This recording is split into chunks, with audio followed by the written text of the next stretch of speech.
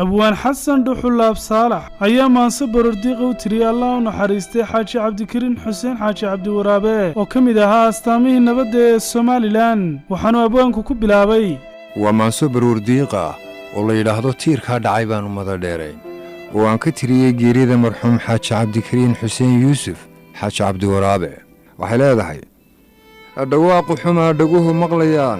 وركي دعددي يدي لدو علوسا دلان iska daa ilmadu ka dhacdee hadday dhagaxdiyo dhulkuba hadlayaan codeer iyo baaq dhambaal taxsiyay dhirtani murugada ka dhiiban lahayd tiirka dhacayaan umada dheerayn markay dhabaqdee taladu dhacantee nin xuni dhabadiyo dhufayska gale qoriga laba dhaca intay dhufsadaan makasta dhoohani ku dhiiran jireen duqii dhab ahaan samaha u dhashee wixii dhib yimaad damayn jireye nabadda dhidibkiiyo salkaba u dhigaa aakhiro u dhurtoo xabaal la dhigee muxuu dhagar baajidhii qulqulo muxuu dib u dhigay balaayo dhacdo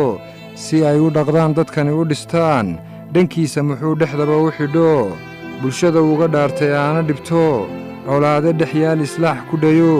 dadkoon isdhex marin wanaag dhaliyo naanays ku dhegtiyo dhegxumo ka jire tiirkaa dhacay baanu mada dheeray gobbaa dhaqan wacan ku dhiiran kartee muxuu ku dhawaaqay weedho dhabo codeer nagu yidhi rundhaabadaho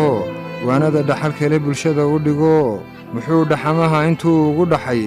u soo jilibdhegay dharaaraadka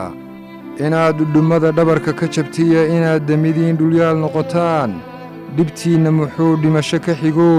la dhuux gororoo dhafoorku goto sidii dhebigiyo u dhuubtay usho dantiisa dhiguu tiinnii dhababe dartaa nin dhutiyey dhammaan ummaddaay ma dhaadid ilaa xabaal la dhigee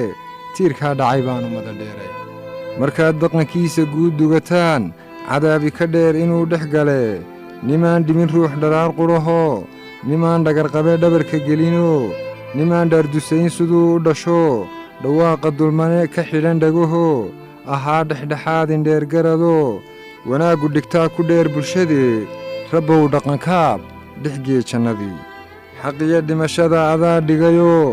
addoonka ka dhaafa dunuub ka dhacdo